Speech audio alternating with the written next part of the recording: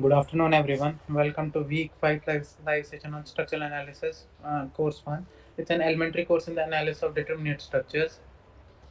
So, in the last week, we discussed some problems regarding the shear force and bending moment diagrams of statically determinate beams. Wherein I showed you how to first calculate the stress resultants within the span of a beam, that's the shear force and the bending moment. Then I told you to draw the shear force and bending moment diagram. Actually, they give us both quantitative and qualitative point of view of how shear force and bending moment are varying throughout the span of the beam. So these two diagrams have a very important application in structural analysis because when you have shear force and bending moment diagram available for any beam structure or for any configuration of the structure, looking at the diagram, you can directly tell what is the amount of the shear or what is the amount of the bending moment acting at that point.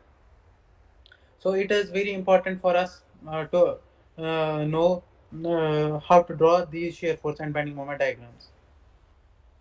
So continuing with the last discussion, herein I am presenting again one more application of this shear force and bending moment diagrams, and that is the qualitative deflected shape of a beam, shape of the structure.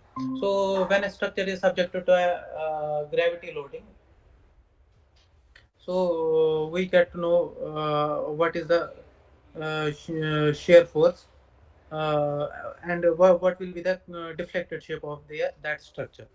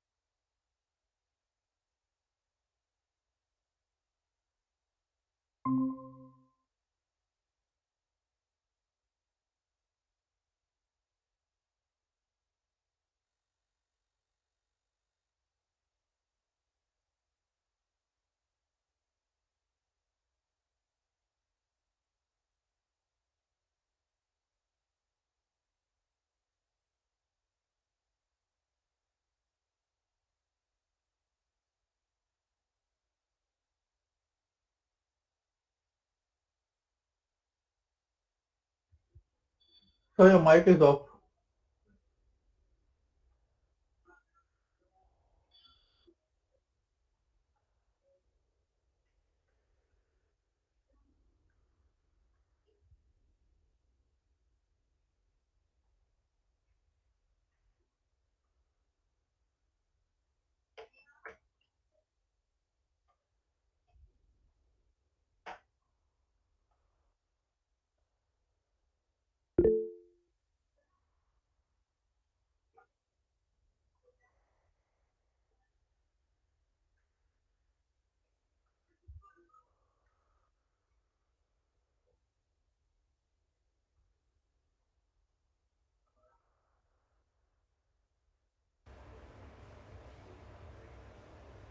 So, these shear bending moment diagrams have one more application, that we can draw the quantitative deflected shape of our beam. So what actually is a qualitative deflected shape of a beam. So what actually is a qualitative deflected shape? Actually, the other name for this is the elastic curve. It's actually an exaggerated view of a view of our structure, how the structure will look like after the loading has acted on it. So let me tell you why I'm telling is it is an exaggerated view, because for example, if some load is acting on a beam, it will be very difficult for our for us to see that deflection with our naked eyes. So for our understanding point of view, we just draw an exaggerated view of that one, because in practical applications it's very difficult for to see those deflection, those large deflections. Even if the deflection, if the deflection is very large beyond the limits, then we will be able to see that deflection. But for most of the cases it's not that possible. That's why it's here called as exaggerated view. It's of an elastic structure. Actually, that exaggerated view is the view of the neutral surface of a beam structure. So I will make you understand with this concept. For example, we have a simply supported beam here like this.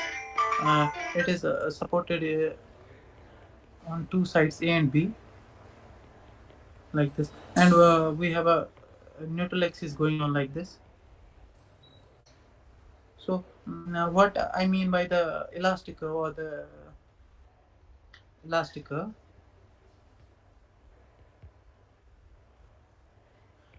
we draw an qualitative shape of this structure like this. We make it with different color. So that shape is actually the bending shape of the neutral surface of this beam. It's not actually the deflected shape of the whole beam. It's actually how this neutral surface, neutral.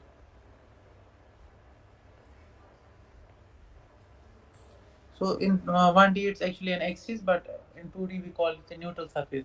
How this neutral surface will bend under the influence of acting loads. Okay, so for example P1, P2, P3 is acting.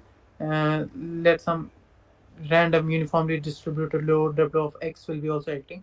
So the shape that we will get is known as elastic curve, or the qualitative deflected shape.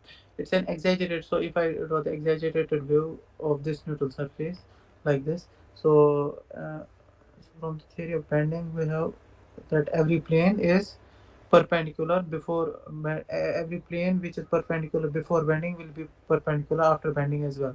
So we have to make sure that assumption is valid in pure bending, because all the problems we are solving here are related to pure bending only. Okay, so I have drawn an exaggerated wave like this. Okay, hope this is clear to you guys. Let me show you. Sorry,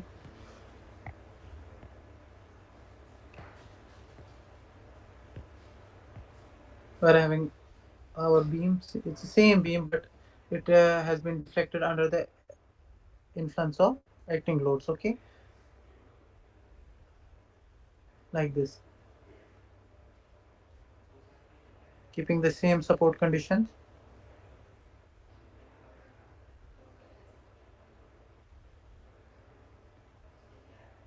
We can write it as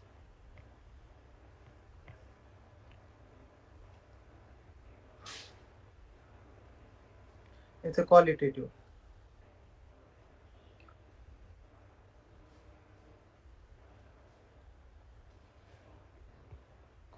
deflected shear.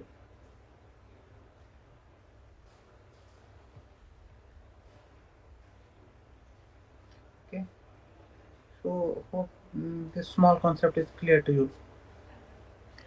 Now let me mm, show you how, with the help of a bending moment diagram, we will be able to say in which direction our beam will be bending. So permanently there are only two directions if we are looking at on 2D perspective. One will be either downwards under the action of gravity loads, or one will be the upwards. It will be again because of the gravity loads, but it's just because of the support conditions. Our beam will be either sagging or hogging. uh, I already told you these terms, sagging, hogging, in the last class. Hope you are familiar with these terms. And at your place, you again see these concepts as well, so that you will be get the good grasp of this topic. Okay.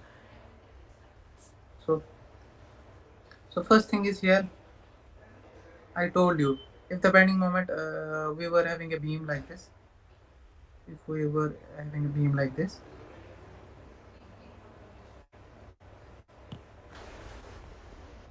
not a beam. If we were having a section like this, and on that section we were having a moment acting like this, and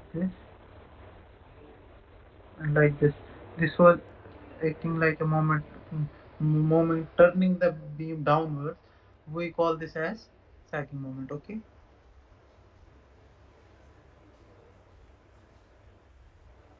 sagging moment. And in our bending moment diagram, we were considering this moment to be positive. Okay, so um, corresponding to this sagging moment, I showed you what will be the deflected shape corresponding to this sagging moment. We were saying that it will make this beam that was initially flat, it will try to make this beam, or it will try to make this section to bend like this. Okay, so keep in mind, any positive bending moment, that's a sagging moment, will tend the beam to deflect downwards. Okay, keep in keep this point in mind. So what is the point is, beam will deflect downwards.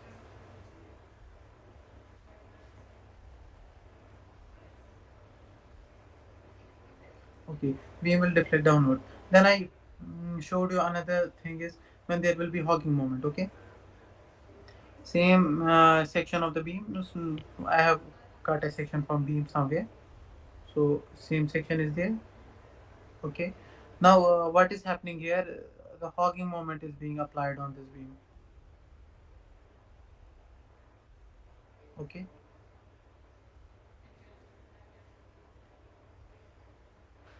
so this was M positive. Okay, so this hogging moment is termed as negative.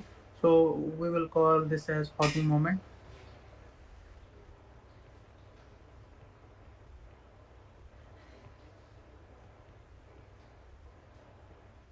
Hogging moment. And in our sign convention that I taught you last week, I terminated it that I will be taking it as negative. Okay, so this moment will tend our beam to deflect like this. So initially, if it was like this, it will tend our beam. Initially, if it was like this, it will tend our beam to deflect like this,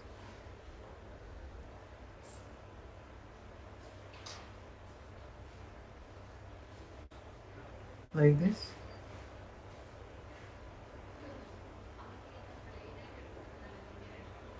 and like this. Okay, so the hogging moment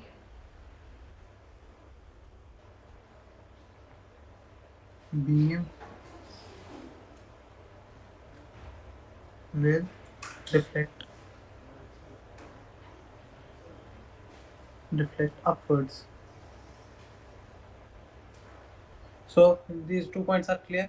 Now, at a point where the bending moment diagram is changing sign, that is the bending moment is going from sagging moment to the hogging moment. That is that point we call on bending moment diagram as point of contraflexion. So let me first that.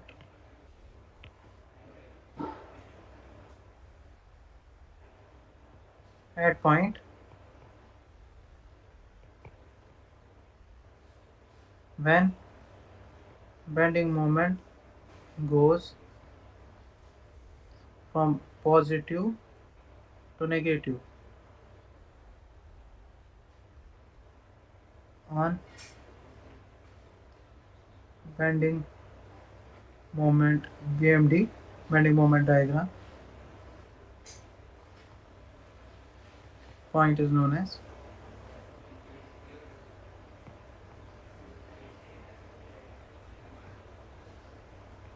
point of contraflexion.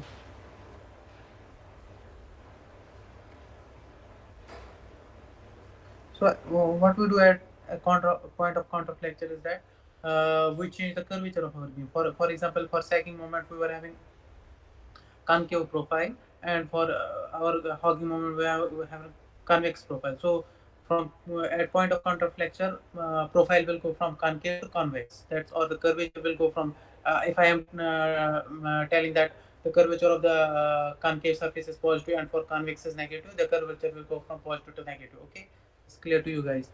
So curvature of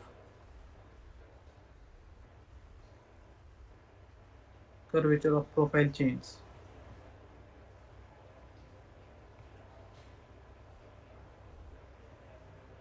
So I think this much amount of concept is enough for solving a problem regarding this. Okay.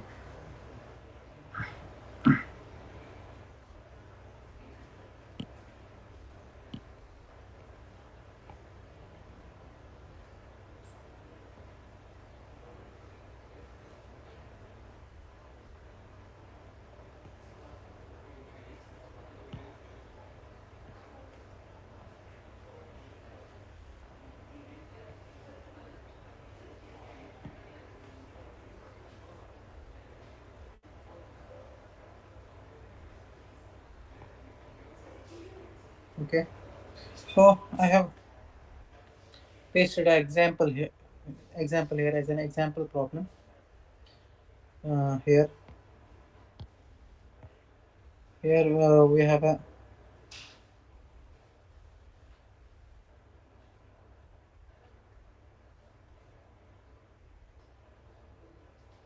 okay.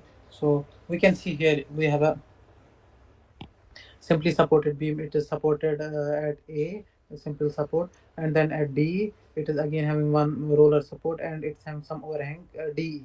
So it will have what are the types of reactions it will be having. So first it will be getting reaction AY here, and it will be getting AX here. Okay, that's not the point of concern right now here, because we are not going into the calculation, because I have already pasted the bending moment diagram and the bending moment diagram here. So what I want to show you here is how with the help of this bending moment diagram I will be able to draw a qualitative deflected shape, and overhang is there. So from the analysis of after doing the analysis of this beam structure, I came to know that it's quantitative. Actually, it's a quantitative bending moment diagram, because it's giving the value of all the quantities at each point of section. What is the value of the bending moment? That's maximum bending moment, minimum bending moment, and the bending moment at other points where the loads are changing. So we are having a maximum bending moment of 460 kilonewton, and it is directly acting under the point load 60 kilonewton. Okay, and then at the point where the point concentrated moment is there 180 kilonewton meter, there we have a bending moment of 320 kilonewton meter. Okay, then again there is a drop in the bending moment because of this 180 we come to 140 kilonewton meter. So how, with the help of this bending moment diagram, we will draw this. So here you are seeing that this whole bending moment is positive. So without any thought in the mind, I already told you, for the positive bending moment, profile will be like this. Profile will be like this. Okay. So keep in mind that why this in this diagram at 460 kilonewton meter bending moment, the deflection has been shown maximum, because deflection is directly proportional to the bending moment. So at the point where the bending moment is maximum, you make sure that you are drawing the profile at that point of span more deep. Okay. Then moving forward till the point where the bending moment remains positive up to this point. Okay. And the curvature will go on reducing after that up to this point. Okay. So at this point there is a point of contraflexure here. Okay.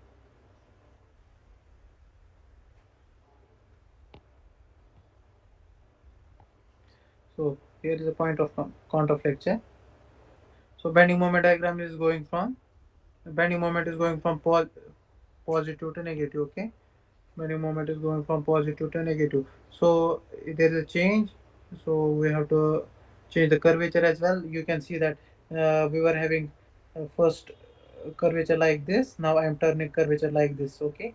There's a little bit of change, not that much, but there is a change. We have to show the change.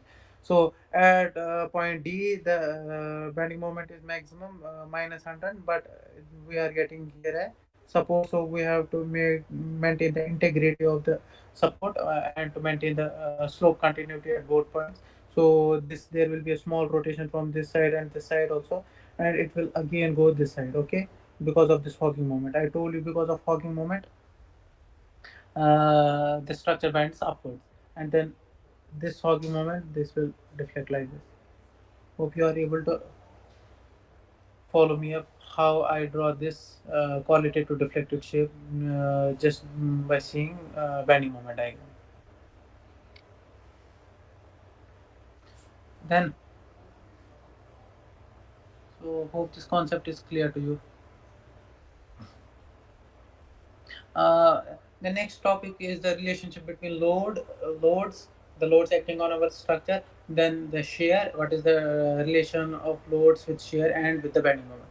It's a very important topic, because with the help of those relationships, you can easily deduce other things. For example, if you have load diagram given, or you have the amount of loading given acting on a structure, because of that loading, you will be directly able to deduce shear force diagram, and from shear force diagram, you will be able to deduce bending moment diagram, or vice versa. From bending moment diagram, you can deduce shear force diagram. From shear force diagram, you can deduce load acting on our structure. So it's a loop process. So please have attention here. I'm going to teach you a very important thing here. So for that thing, I'm taking an arbitrary beam here, and the beam and my coordinate system is lying at one support of the beam here. Okay, this is termed as O. Okay, then it is simply supported here. It is simply supported, and here is a pin support. There is an arbitrary uniformly distributed load W of X acting on it. Okay, here W of X acting on it, and it is suppose I cut a section at distance xx. Okay, I cut section here at x, and there is one unit load p acting in the upward direction and moment acting at d direction. That's other things. So at that section, let's see that section. Okay, so first is, this is the section at that point.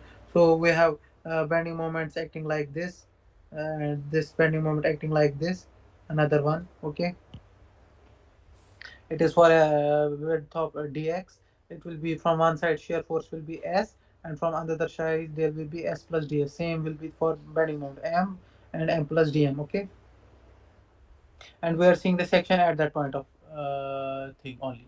So uh, now let us see the equilibrium of this section. Okay, let me first, uh,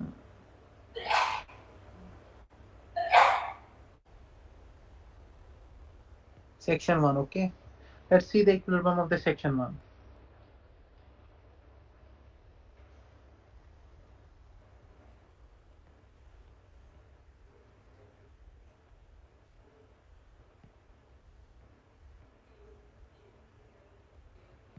Section 1, okay.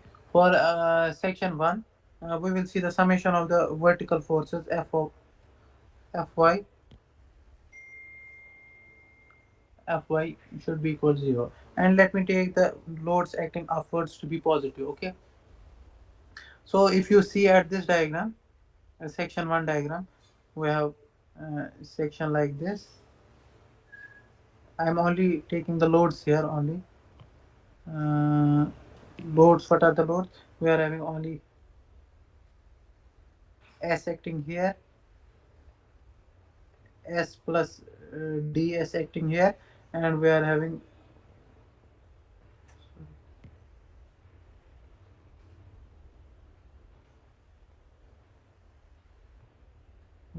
W acting upwards, okay. We are having W for a width of dx, okay. So from this you can see that we are having S acting upwards, then W times dx also acting upwards, then we have S plus ds acting downwards, and everything should be equal to 0. So from this it boils down to ds equal to W dx, okay. So we will divide throughout by dx, we will get ds by dx is equal to W. So, in which ds by dx represents the slope of the shear force diagram. Because actually, what is shear force diagram? Shear force diagram is, for example, we have a shear force diagram like it's having some. For example, this is a shear force diagram. It's having some variation. This is along this axis. It is shear force S, and along this axis, it's a span of the beam X. So, for example, if you want to find the slope at any point or at any location in this diagram, that the slope like here, for example, for example, it is at a distance of x naught. So, what you will write the slope at x naught, you will write differentiation of ds with respect to dx at point x naught. So what ds by dx is representing, actually it is slope. uh, this is slope of shear force diagram, okay. This is sfd, okay. And so from what we got from this equation is that slope of the shear force diagram at any point is equal to the intensity of the distributed load at that point. So it's very clear to, and it's very crystal clear to you guys that at any point in our beam, if there is a distributed load acting, not necessarily uniformly distributed load acting, if there is a distributed load acting at that point, you go to the shear force diagram, you see what is the slope of the shear force diagram at the point where you want to find the intensity of the distributed load. From the slope, you will directly get the intensity of the distributed load at that point. Hope this is very clear to you. So I'm writing here. From this conclusion is this.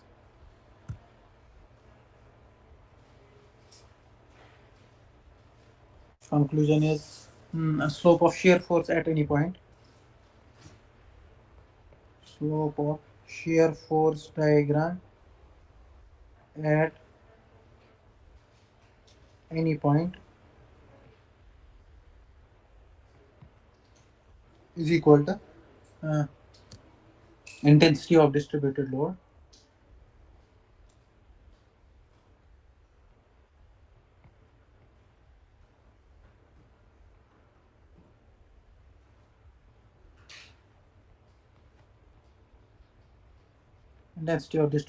at that point.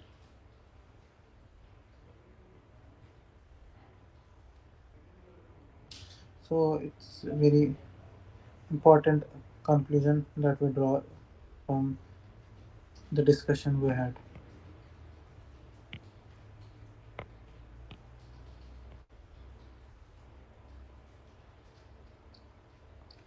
Okay. Then for example, we are having 2 points A and B along the axis of the member. So if we want to determine what is the change of the shear force from A to B, what we can do is that we are having equation. Let me write the equation once again. We are having equation ds by dx is equal to w. Okay. So for example, we are having our beam like this. So, for example, there is a section A here, section B here. So SA will be the shear force here, SB will be the shear force here. You want to know what is the change in the shear force from section A to section B. That is eventually what is SB minus SA. So what you can do is rearrange this equation. You will get ds is equal to W dx, or integrating it from both sides, ds from A to B is equal to integral of from A to B w dx. Okay, so eventually we will get this is equal to SA minus S, sorry, it's SB minus SB minus SA is equal to A to B w dx. So what is the conclusion from this point is, if you want to know what is the change in the shear force, what is the change in the shear force from point A to point B, you just integrate the distributed load, intensity of the distributed load from point A to point B. You will get your desired change in the shear force. This is one more important conclusion. Okay. So it's very clear to your guys that a integral of A to B w dx is actually the area under the distributed load diagram between points A and B. So one more conclusion. So here it was one slope of SFD.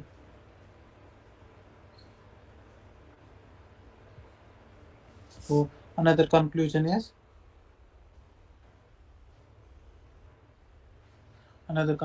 change in shear between points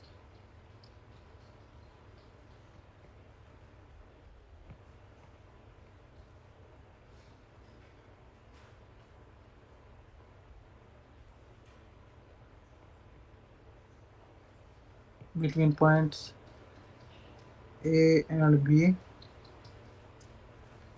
It is actually equal to area under, because integral of w dx from A to B is the area under the distributed load diagram.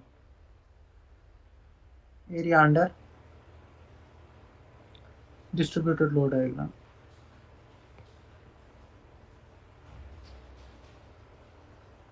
Distributed load diagram.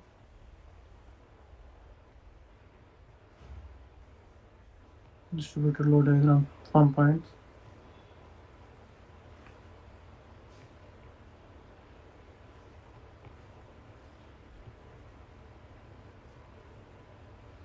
Okay. So second can actually it's the second important conclusion that we draw. So you will be now getting the idea how important these relationships between loads, shear, and bending moment is. Yeah. Now this was one thing. Now coming to another point. So for example, we will take this section now. Section 1, we first took section first.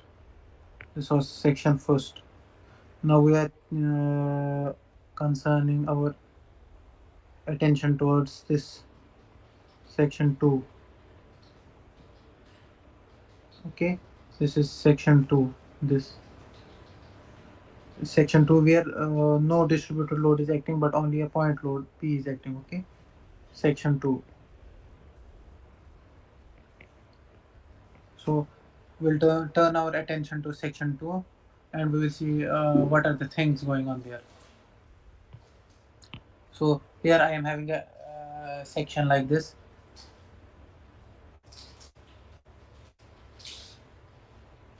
Section, and on that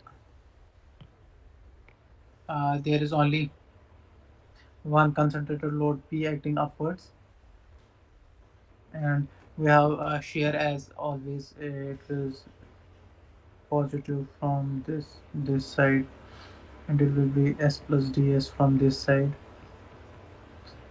and it will be bending moment will be like this.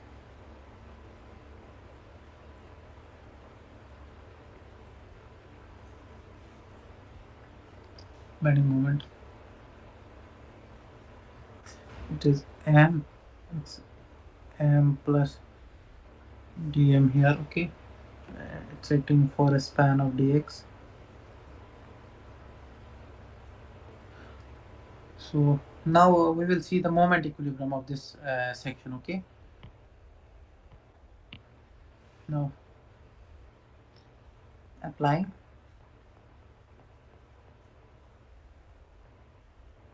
This is section 2. Okay,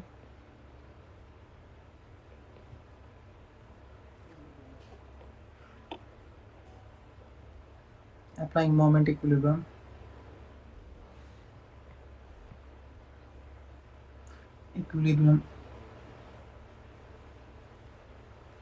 to free body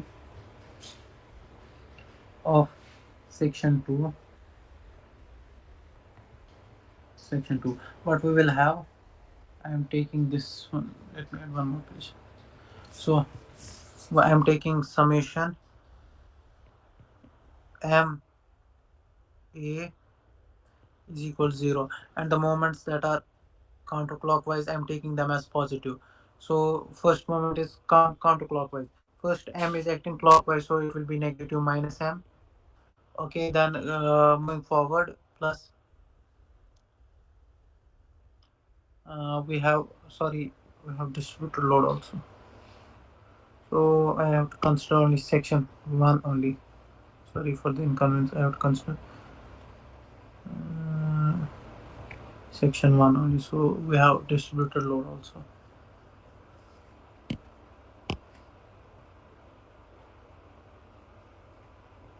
So W is creating anti-clockwise moment. So it will be W dx, and it will be acting for a lever arm will be W dx by dx by 2. Then we have S plus ds. Okay, S plus ds is causing a clockwise moment, so it will be negative S plus ds, and it is acting for dx distance. Okay, then m plus dm is anti-clockwise. M plus dm, it will be positive and is equals 0. So I will write here neglecting terms containing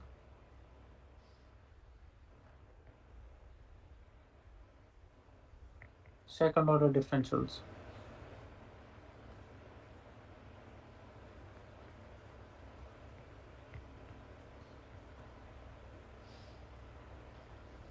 Second order differentials, the equation will boil down to dm is equal to s dx, or further rearranging it, dm by dx, dm by dx is equal to s. We got one more relationship between the shear force and the bending moment. So where dm by dx represents the slope of the bending moment diagram. So again, if we are having for any section, we are having a bending moment diagram like this, bending moment diagram like this.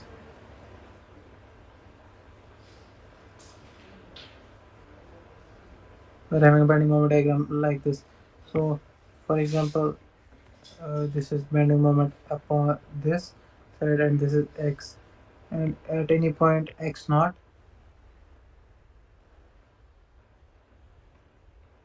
we want to find the slope of this diagram. So we have to find the slope of the tangent at that point. So what will be the slope of the tangent at that point? It will be actually dm by dx at x naught, slope. Okay. So what is the conclusion from this discussion is that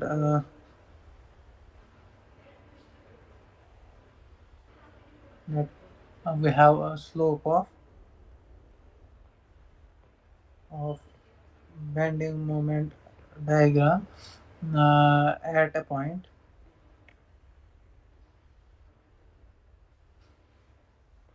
is actually equal to shear force at that point.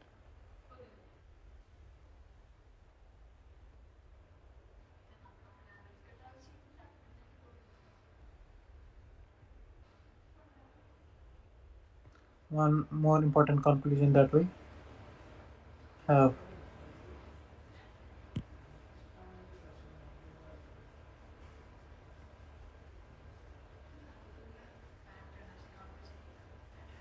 Okay.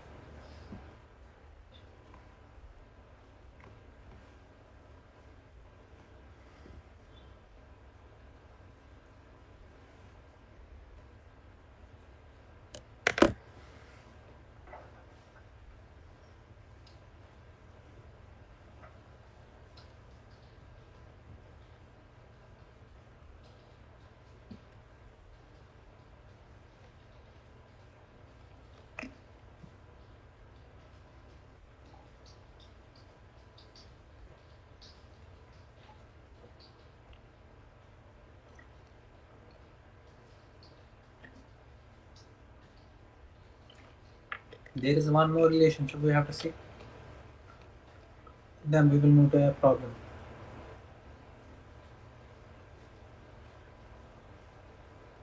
One or two more relationships. Then we will move to a problem here.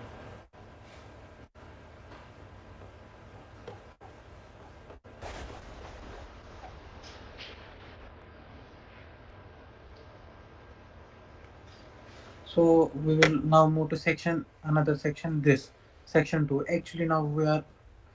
This was again section 1. This was the story of section 1. Now we are actually moving to section 2. Okay. This is related to concentrated loads. When there will be, initially we were actually in our beam there were three parts. I will show you. There were three parts, three loading patterns. One loading pattern was from this point,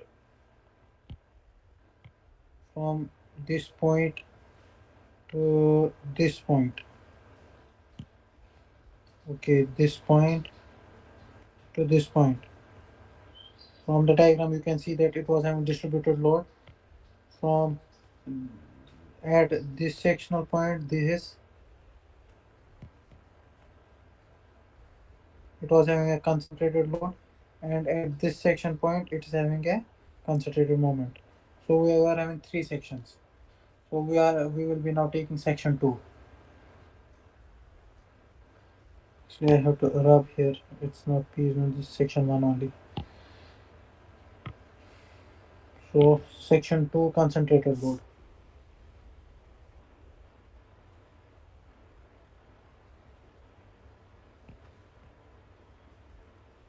So we have a section like this.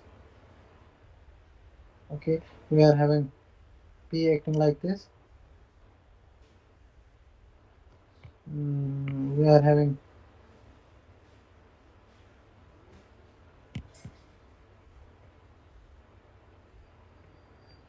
S, we are having S plus ds, S plus ds, and we are having M, we are having M plus dm, M plus dm, and it's for a span of dx. Section 2. So if I write summation of moments along vertical direction, write summation f of y is equal to 0, taking vertical loads as positive acting upwards, is equal to 0. Then we have s is acting upwards, S plus P then again is acting upwards here. Okay, S is acting upwards, again positive. Then S plus ds is acting downwards, so it will be S plus ds. Okay, it will be 0. From this you will get ds is equal to P. So what conclusion we draw is that change in the shear force at a point of application of concentrated load is equal to the magnitude of the load. So the conclusion is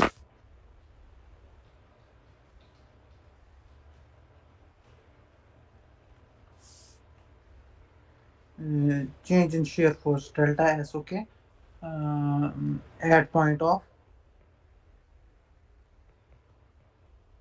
application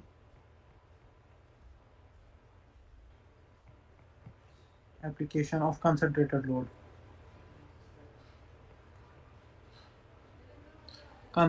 load, it is actually equal to magnitude of the load. Okay, magnitude of load. There, that was clearly visible to you from this point, that is ds is equal to P. Okay, one more conclusion that we draw from here. So moving to our final load location, that is location D, where only concentrated moment m bar is acting. Okay, so to differentiate it from our normal bending moment, that's m, I am writing it as m bar. Okay, section 3.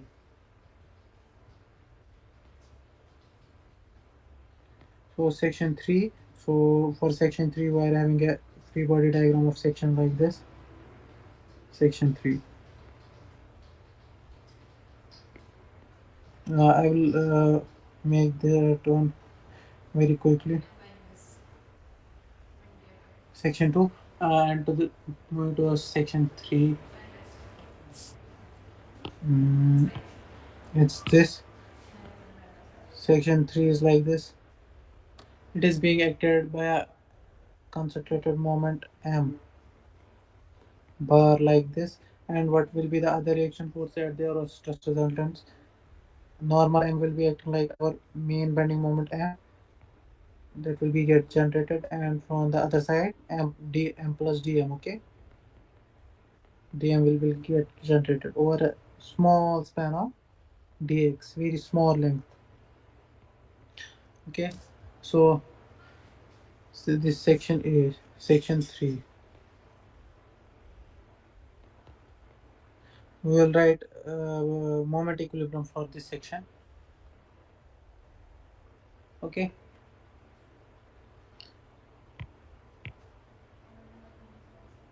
applying moment equilibrium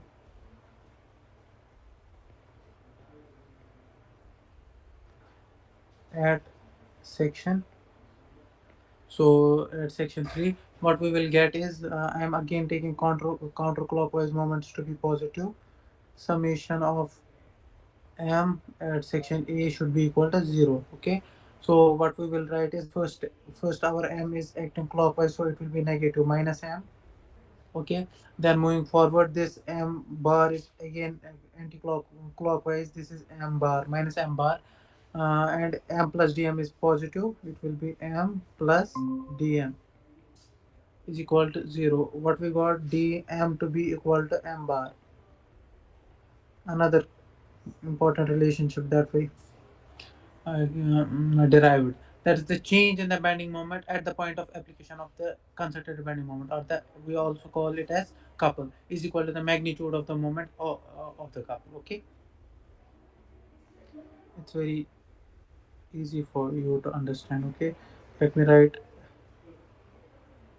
this thing also. So what is the conclusion? Change in the bending moment delta m. Okay, delta m at the point of application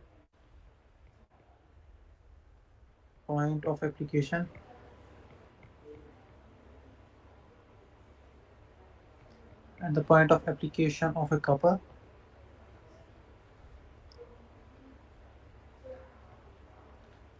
is equal to magnitude of the moment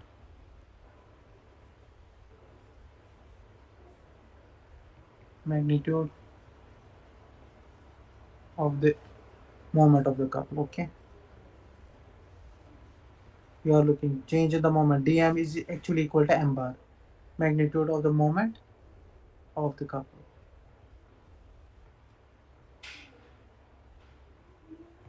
Okay, so four important conclusions that we draw, and actually these are the four important relationships. So once again I am again revising them for you. First one was slope of the shear force diagram at any point is equal to the intensity of the distributed load at that point.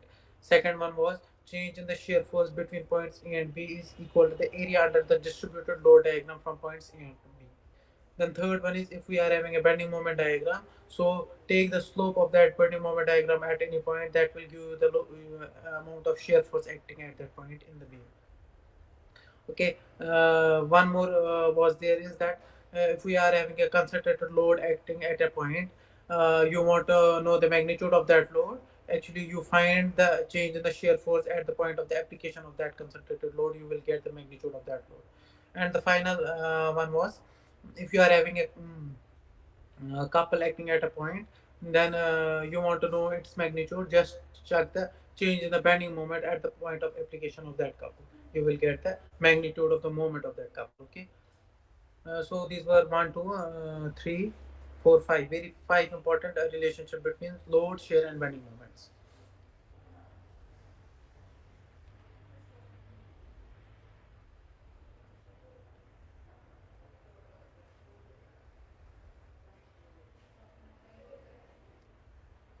So I have shown a problem here. We are having a where we want to draw the shear force and bending moment diagram and the qualitative deflected shape of this structure. So it is a simply supported beam having 12 kilonewton, 30 kilonewton loads acting at 10 feet and 20 feet from side A, support A. Okay, A B. Okay, not we will write it A D. Okay, so let me draw the this what we call it as uh, this one free body diagram of this structure. So here there will be reaction AY coming here. There is no horizontal load, so I'm not writing AX. That gets neglected at first moment only. DY, and we have at point B we are having 12 kilonewton, and at point uh, C we are having 30 kilonewton. Okay, so uh, calculating the reactions. So let me, I already told you, please mention the coordinate system that you are using. I'm using this XY system. Okay, and then for the computation of the reactions, first we will check the horizontal equilibrium of the forces, that is taking forces acting towards the right to be positive, summation of fx is equal to 0. Okay, first thing we will get is that ax is equal to 0. That I already told you, since there was no horizontal load acting at our structure, so ax directly comes out to be 0. And then uh, we have to compute ay and dy reactions. Okay, so for ay reactions you can check, we can do summation of moments about point D to be equal to 0, taking counterclockwise, or we can take clockwise moments to be positive. Right now we can take counterclockwise moments to be positive. Okay, MD. So first of all we have AY. What is the lever arm? It is 10 plus 10, it will be 30. Then we are having minus 12, and it's having a lever arm of 20 meters, but it is counterclockwise. Then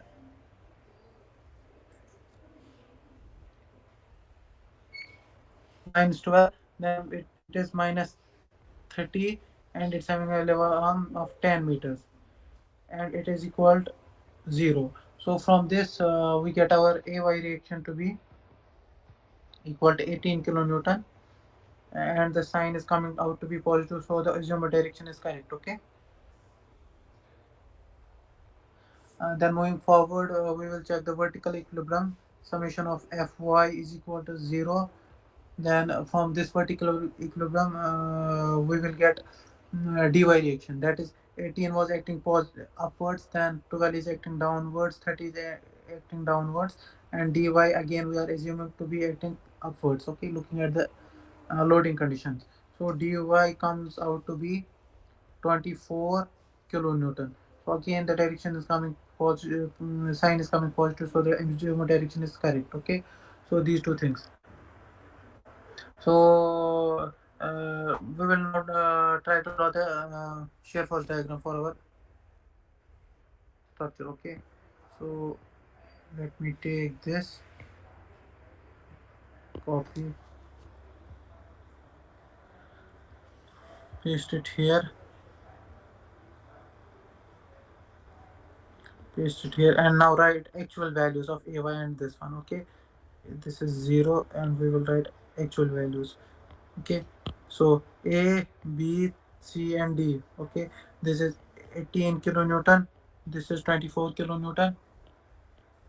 So now please look carefully here. We will be drawing the shear force diagram. Okay, for the shear force diagram, firstly 18 kilonewton is acting upward, so the diagram will go up by units of 18. Okay, it will be 18 value. So up to section b there is no load acting, so it will be remaining constant up to that point. There is a certain decrease in the shear force because of the concentrated load 12 kilonewton at section b. So here it will be 18 minus 12, the remaining will be here, that is 6 kilonewton. Okay, so we have to come down up to a location there where it will be 6 kilonewton here. So between section B and C there is no loads acting again, so it will remain constant. Shear force will remain constant up to section C. So at section C there is again a certain drop in the shear force because of a concentrated load 30 kilonewton acting downwards. So there will be 6 minus 30. We will have a negative 24 shear force acting downwards. Okay, we have to go negative 24 downwards. Okay, like this. So we will go up to minus 24 and then go up to this one. Okay, so it's clear to you guys how easily we draw the shear force diagram for our structure. So it's having zero slope.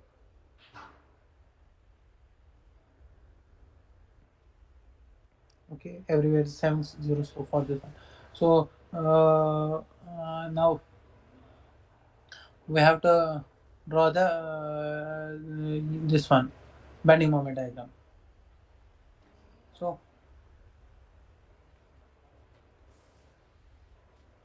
for bending moment diagram, at point A the